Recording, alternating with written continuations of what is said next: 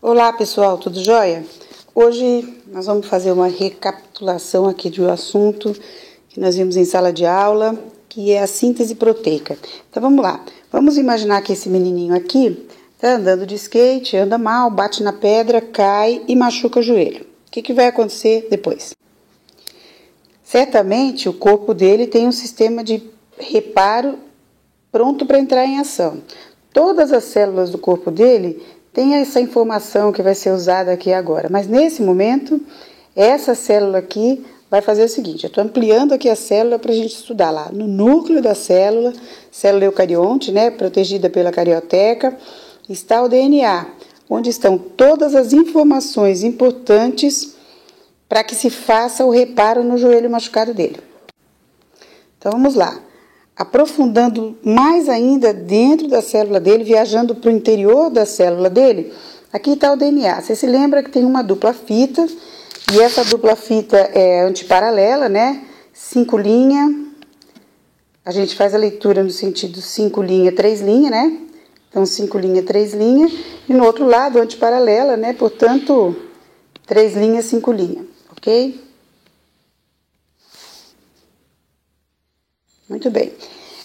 Se nós fôssemos ampliar essa parte aqui dentro do DNA, a fita aberta já, né?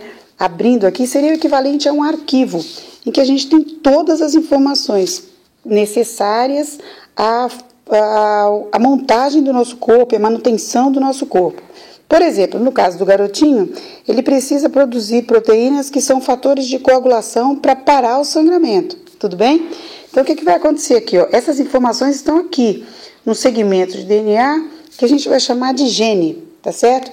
O gene vai ter as informações codificadas, que vão depois permitir a produção de proteínas específicas. Um detalhe importante que a gente precisa ter sempre em mente é que no núcleo de todas as células do corpo, ele tem as informações todas, só que no processo de especialização, alguns desses genes vão estar inativados. Ok? No joelho dele, ele tem esse gene ativo lá para proteção, rompeu o capilar, precisa parar o sangramento. Essa informação está nesse arquivo aqui. Então, olha lá, dentro do núcleo da célula, protegido pela carioteca, o DNA, dupla fita, antiparalela, né? Constituído de pares de bases nitrogenadas. Lá vai ter um arquivo com a informação sobre como parar o sangramento. Ampliando mais ainda, pessoal, então vamos lá, aquele mesmo segmento da fita de DNA, da dupla fita de DNA já aberta, né? Então, usando um lado da fita de DNA como molde, poderia ser o lado direito, aqui o lado esquerdo, então vai ocorrer a síntese do RNA mensageiro, com a enzima RNA polimerase, sem dúvida alguma. Você se lembra que os segmentos que separam as informações estão sempre separados por uma caixa que a gente chama de caixa Tatá, lembra? Um segmento TA, que separa um gene do outro, uma informação genética da outra. Logo depois vem a própria informação, as letrinhas lá, as bases nitrogenadas que determinam quais serão os aminoácidos que vão fazer parte dessa proteína. No caso desse primeiro menininho, para poder produzir uma proteína específica que vai trabalhar no processo de coagulação sanguínea. Sempre, o primeiro códon, que você se lembra que nós falamos bastante em aula, é o códon AUG, que vai representar lá o aminoácido metionina, lembra disso?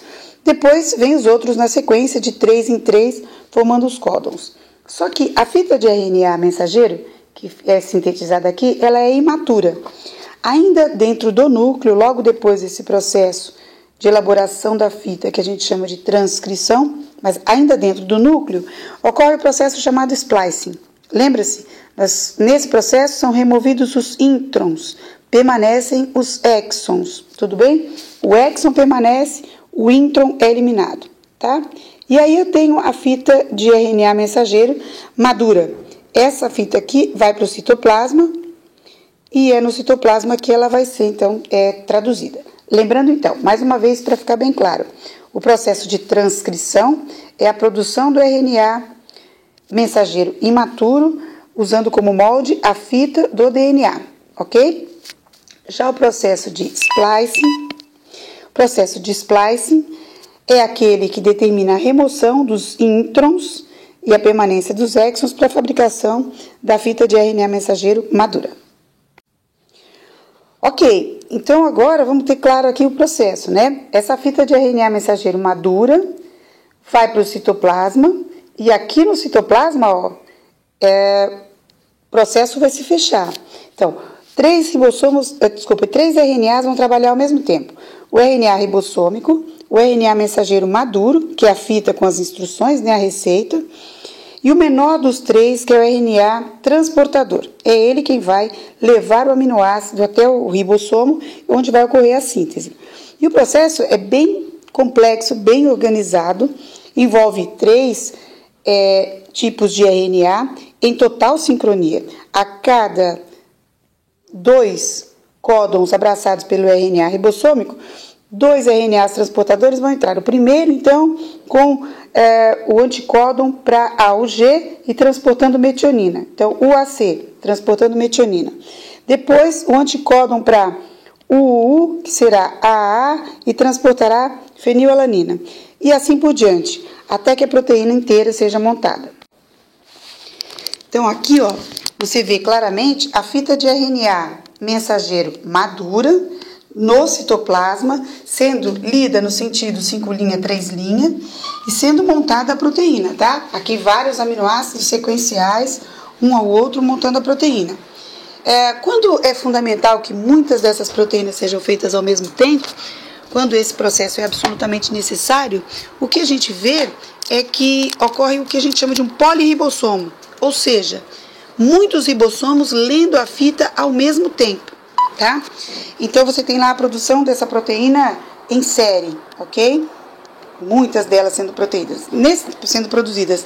Nesse caso aqui, o molequinho machucou o joelho, você se lembra do processo de coagulação sanguínea, que você tinha lá a tromboplastina já presente no plasma, e em presença de cálcio havia a transformação da protrombina em trombina, não é isso?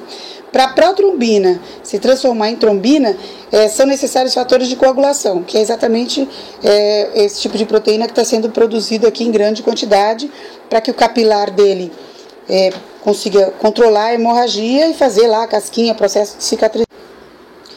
Pois bem, o menino chega lá com o joelho já cicatrizado, andou até o prédio, triste, lá com o skatinho embaixo do braço, e ele vai subir para chegar na casa dele. Dentro do elevador, já apertou lá o botãozinho para dizer o andar que ele ia morrendo de fome, ele começa a sentir um cheiro incrível de bife com batata frita. O que vai acontecer? Mesma coisa, ó, processo semelhante ao anterior lá, olha lá. Tá pensando, tomara que seja lá em casa. Filézão, fritas, aquele cheirinho bom. Isso estimula o olfato do menino. O cérebro estimula a glândula salivar a produzir saliva. No interior das glândulas salivares que estão na boca, né?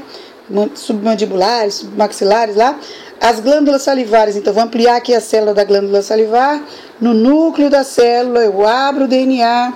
De novo, faço a transcrição, fita de RNA mensageiro, o splicing, removo os introns e essa fita vai para o citoplasma para ser produzida, então, sei lá, ptialina, que vai fazer a amilase salivar. E o menino fica com a boca... Todo esse processo que acontece bem rapidamente, né, em segundos, deixa o cara lá babando com gotículas de saliva, achando que vai chegar em casa, vai ter um filézão com fritas, mas quando ele chega em casa, sopa. Bom, pessoal, é isso aí. Eu quero que agora você pense nos exercícios que você vai fazer a partir dessa nossa revisão e a partir de tudo que você visualizou e tudo que você lembrou. Reveja essa videoaula quantas vezes você achar necessário, tá? Assim que tiver ok, vai para o teu livro, na página 104, tenta fazer das questões para discussão o exercício 2, o 3 e o 5, no mínimo, tá? Nos testes, se você conseguir fazer todos, é legal. E aí nós vamos corrigir depois em classe. Obrigado, pessoal. Beijo, até a próxima aula.